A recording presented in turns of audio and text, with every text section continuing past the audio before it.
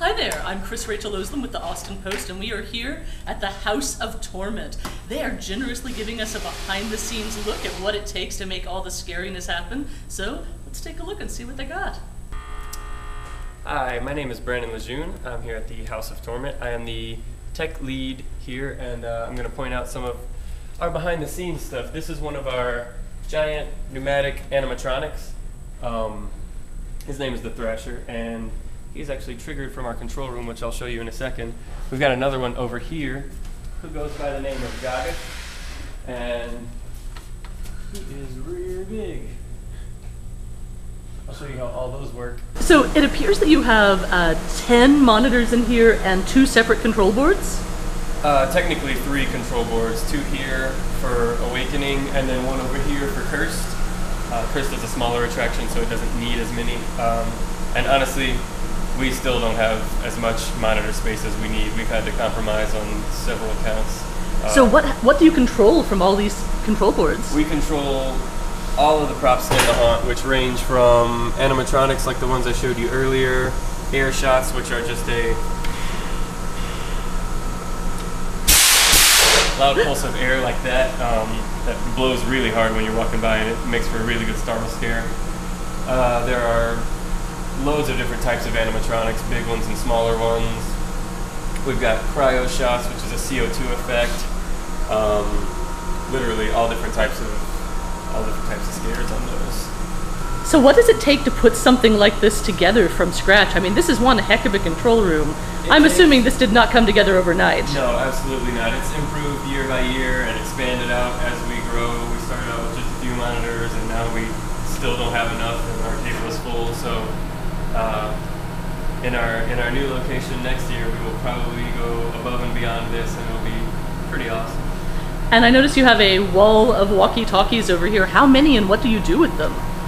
You know, I'm not even exactly sure the count, but there are a lot of them, and we use them amongst our operational staff outside, our managers inside, our runner actors inside, just to communicate as we go, because we've got 150 people here on our busiest nights, staff, and they all need to be able to communicate. So you actually do have some people jumping out and scaring people at points, right? We absolutely do, yes. How did they get there? Are they hiding the entire time, or are there secret tunnels for them to sneak through? It varies. Yeah, there are definitely secret doors and back passages. Can you show us a secret tunnel? Yeah, we can look at something like that. So this is one of our more advanced stunt scares. An actor would be up here as the customers walk through, and then jump down to the platform and scare as the customers walk by. And they can spin off and scare back here as well. But the way we get there is actually right through here. You have to duck through the fake window. And then there is a secret door that we can walk into. This is behind the scenes. It's literally just wooden construction. You can see back out. But this spot actually gives us access to where we just were. It gets us to the other side of that arena, and it also gets us to a totally separate section of the haunted house with 2 doors on either side here. So what goes into building the behind-the-scenes part of it? A lot of planning, actually, in order to make these passages work and make sense and be efficient for us to get from place to place. We have to spend a lot of time brainstorming and planning and working out how everything is actually going to work on paper, and then we build it. Do you rearrange it every year? We do, to some extent. Every few years we will totally turn around one of our attractions, which is tear everything down, start back from scratch. We did that with our second attraction, Cursed, 2 years ago, and then we basically just iterate on that a little bit at a time and improve it year by year, change certain sections, and then when we get to the point where we cycle it again, we'll tear it all down and start over. So this is the Impaler. He's one of our big animatronics, and I'm gonna go set him up so you guys can see what he does.